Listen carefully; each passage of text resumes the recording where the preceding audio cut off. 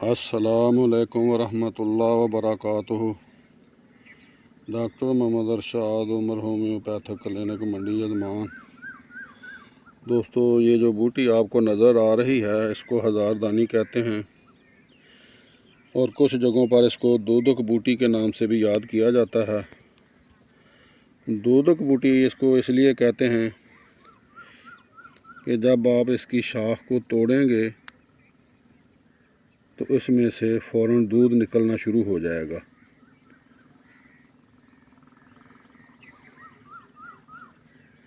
اس طرح کا سفید کلر کا دودھ نکلتا ہے۔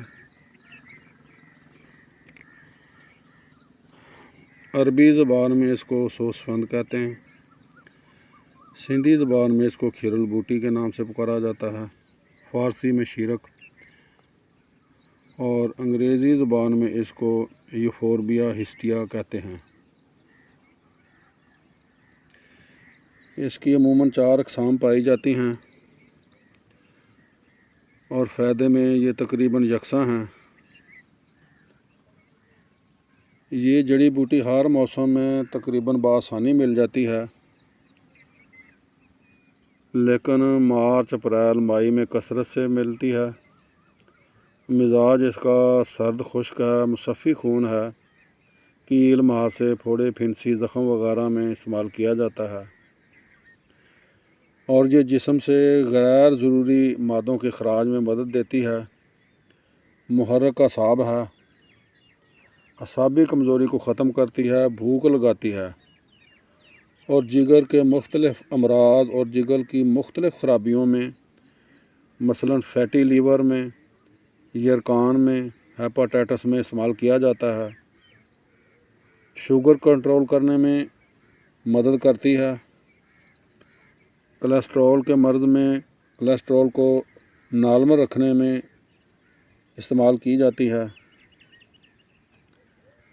مسوں والی بواسیر میں بھی استعمال کیا جاتا ہے، جس میں مریض کو خون بہت زیادہ آتا ہے۔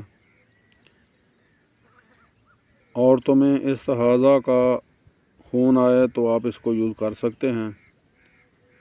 لیکوریا کے مرض میں بھی کام کرتی ہے۔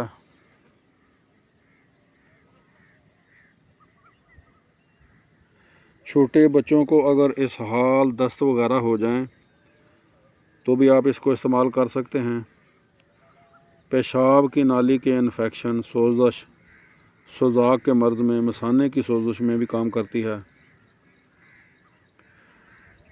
تو اس کے جو فوائد ہیں حاصل کرنے کے لیے یہ آپ خود جائیں اور اس کو تازہ توڑ کر لائیں اور اس کو سائے میں خشک کر لیں اور اس کا سفوف بنا کر رکھ لیں۔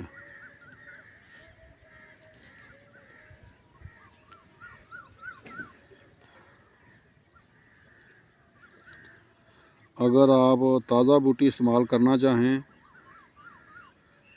تو میں آپ کو اس کے استعمال کا طریقہ بتانے لگا ہوں۔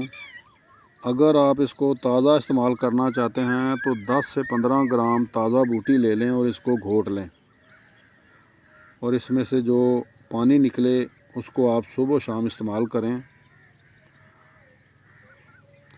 اور اگر آپ اس کو خشک کر کے سائے میں اس کا سفوف بنا لیں تو آپ اس کا آدھا چمچ صبح و شام استعمال کر سکتے ہیں۔ بچوں کو خوراک ان کی عمر کے حساب سے دیں۔ تو دوبارہ آپ کو بتا رہا ہوں کہ یہ ہزار دانی، جریان، لیکوریا، کولیسٹرول، بواسیر، پھوڑے پھنسی، جگر کے امراض، شوگر وغیرہ میں استعمال کی جاتی ہے۔ میری اسی طرح کی معلوماتی ویڈیو سے اپڈیٹ رہنے کے لیے میرے چینل کو سبسکرائب کر لیں اور دوستوں کے ساتھ شیئر کریں تاکہ دوسرے لوگ بھی ان مفید معلومات سے فائدہ حاصل کر سکیں۔